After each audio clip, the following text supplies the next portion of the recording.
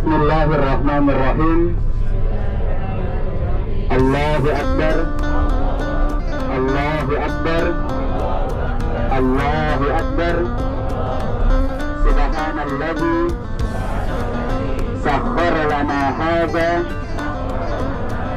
wa ma kunna lahu muqrinin wa inna ila rabbina lamunqalibun.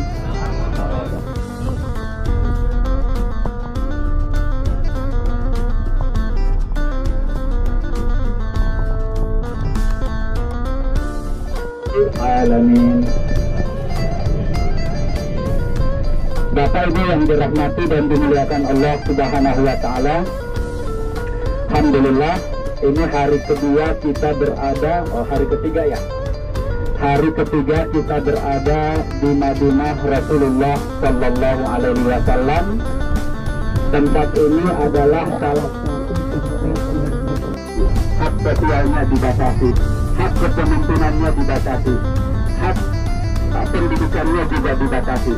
Maka Allah Subhanahu wa taala memerintahkan untuk berpindah dari kota Mekah menuju Madinatul Munawwarah. Maka inilah yang dipilih baginda Rasulullah Sallallahu Alaihi Wasallam. Sehingga untuk tinggal di sini Bapak Ibu memiliki kemuliaan. Ruha wala nikmal jaisu jaisuha. Jadi Konstantinopel itu juga akan ditaklukkan umat Islam.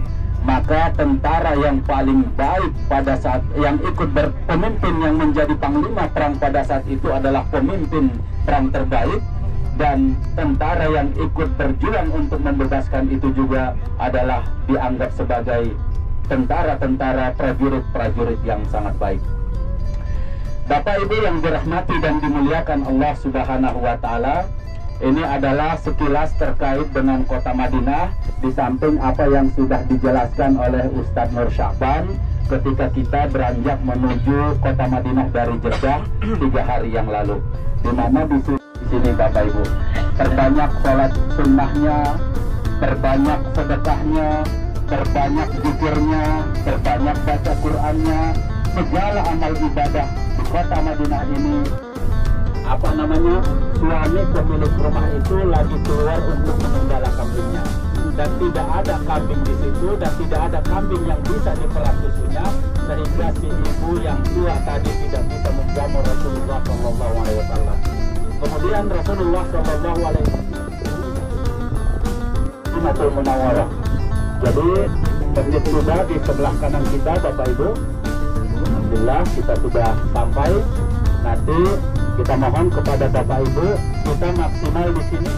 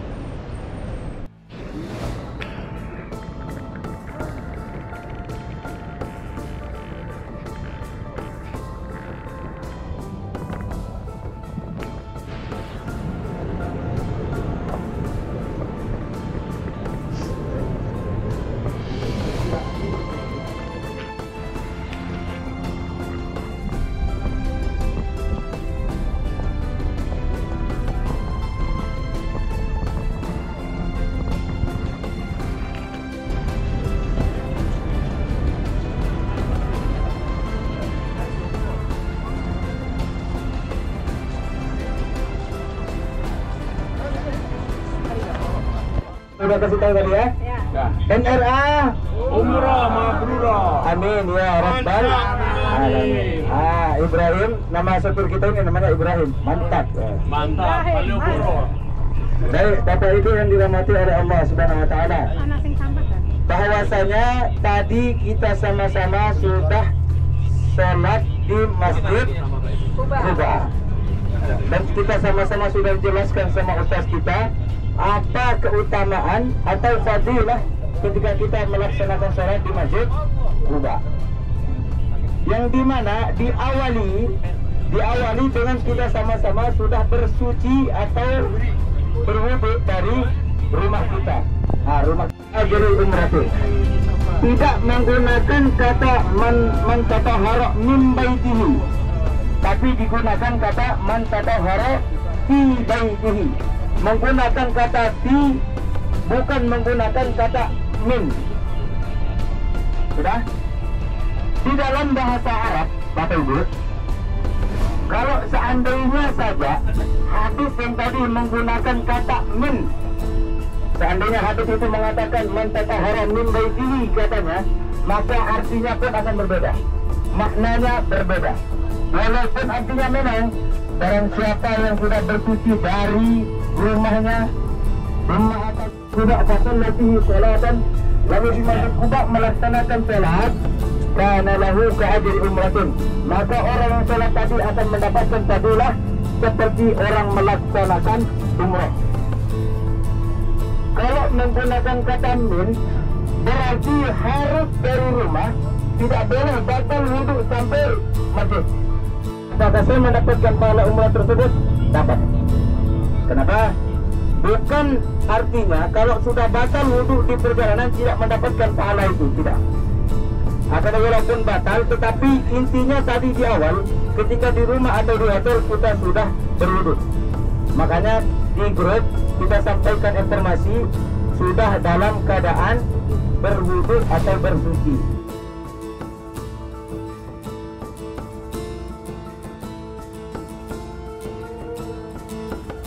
Bapak Ibu semuanya alhamdulillah sudah mendapatkan.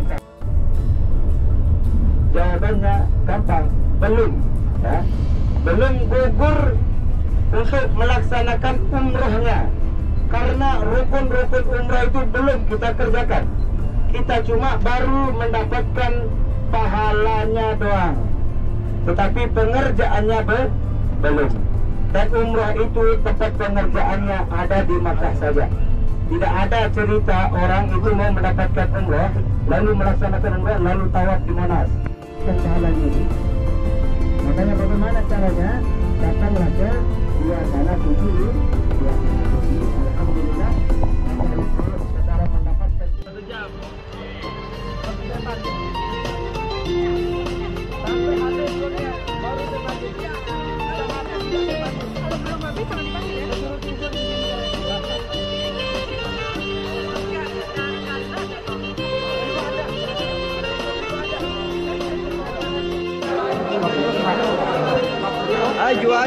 Aju.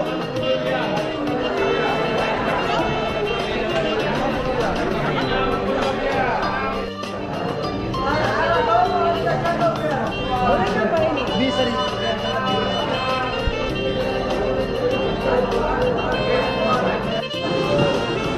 kilo kan? Kan lihat nih. Oh, mahal.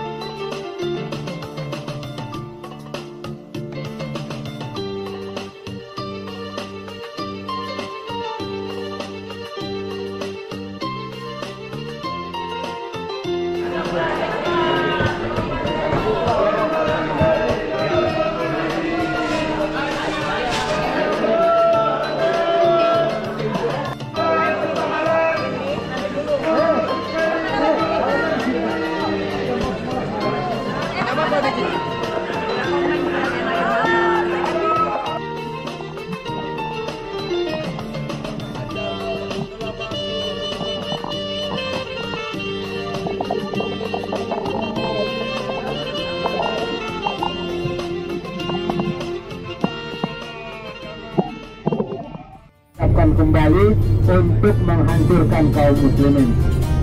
Jadi Bapak Ibu sekalian, meskipun jumlah kaum muslimin masih sedikit pada saat itu, ya, jumlahnya masih sedikit, pasukannya tidak sekuat kaum musyrikin karena negaranya juga baru berdiri, ya, negaranya baru berdiri, akan tetapi mereka mampu mengalahkan. Ya, lalu kenapa kita bisa dengan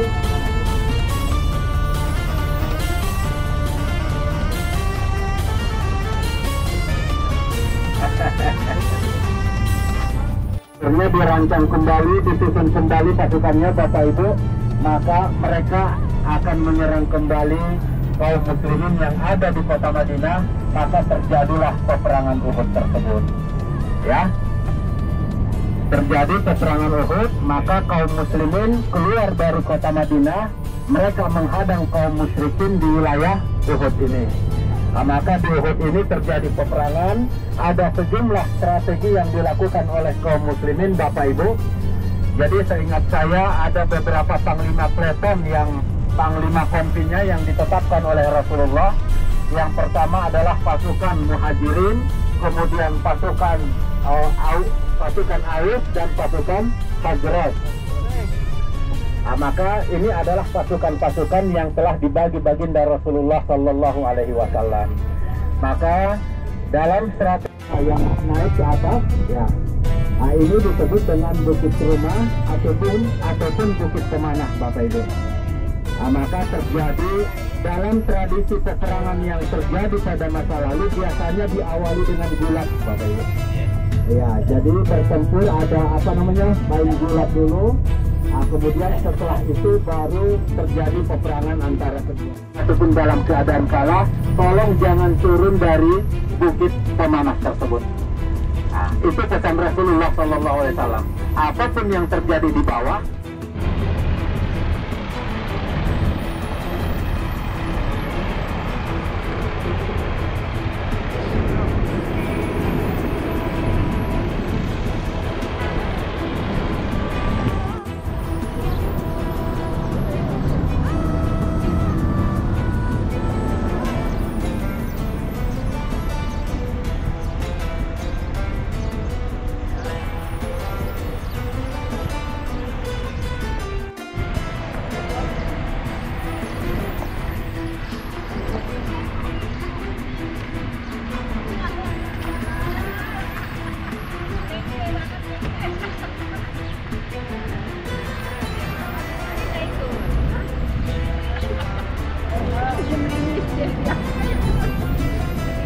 nggak tahu jawabannya apa itu.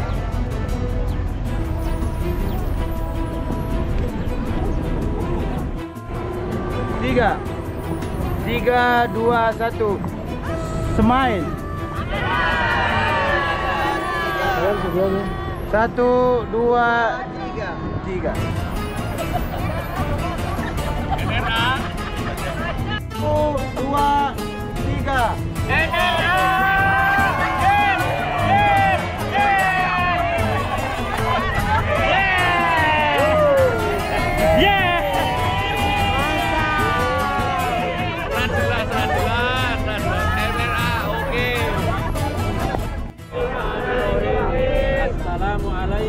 Assalamualaikum ya amman nabi sallallahu alaihi wasallam Hamzata ibn Abdul Muttalib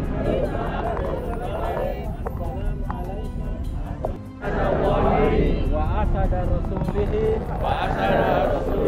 assalamu alaika ya sayyidash syuhada assalamu alaika ya Mus'ab ibn Umair assalamu alaika ya Qa'idal Mukhtar assalamu Assalamualaikum. Assalamualaikum. Ya syuhada Uhud. Ya syuhada Uhud. Allahumma ajzihim anil islami afdal jazai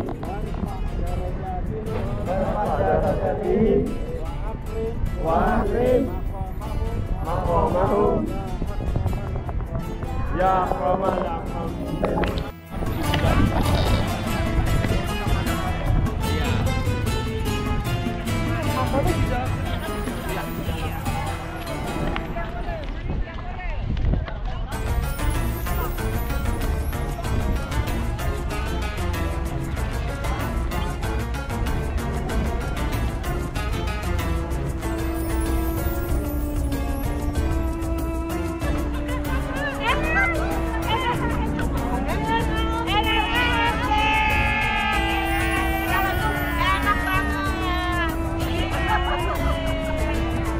Enera luar biasa. Terima kasih Enera.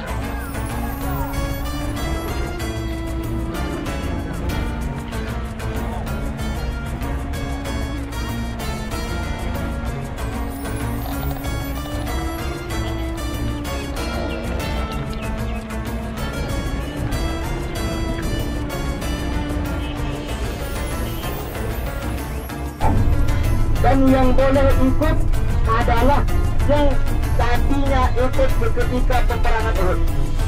Bapak Ibu, untuk diketahui bahwa ketika peperangan Uhud itu banyak korban. 70 supaya kiblat itu dipindahkan ke Baitullah Al-Haram yang ada di Makkah Al-Mukarramah. Sehingga Rasulullah tetapi Rasulullah sadar bahwasanya permintaan meminta arah kiblat itu dipindahkan itu permintaan yang besar. Makanya tidak langsung mengutarakan yang diinginkan. Tidak langsung, ya Allah, pindahkan arah kiblat ke Baitullah Al-Haram yang ada di Makkah. Akan tapi Rasulullah cukup langsung naik ke atas bukit, menghadap ke langit, udah turun gitu lagi. Cuma gitu aja yang dikerjakan Rasulullah. Hingga pada suatu waktu Rasulullah sedang sholat yang mengatakan wadat naro taqallu bawajhi sama walanuwalliyannaka qiblatan tardaha fawalli wajhaka satral masjidil haram sampai akhir di masjid tersebut sampai turunnya. Sehingga ketika Rasulullah bersama para sahabat sedang melaksanakan sholat asar, ketika melaksanakan sholat asar dalam keadaan ruku, baik, ingat itu masyhur dan direkam. Kita mau perang, cara kita perang seperti ini. Terserah Rasulullah kan? Rasulullah yang sudah menjadi nabi, dan apapun yang dikatakan oleh Rasulullah akan diiyakan oleh para sahabat. Akan tapi Rasulullah Shallallahu Alaihi Wasallam tidak seperti itu. Rasulullah tetap meminta pendapat para sahabat yang lain bagaimana cara kita untuk bisa memenangkan peperangan ini. Itu cara bagaimana seorang pemimpin bisa memimpin sesuatu.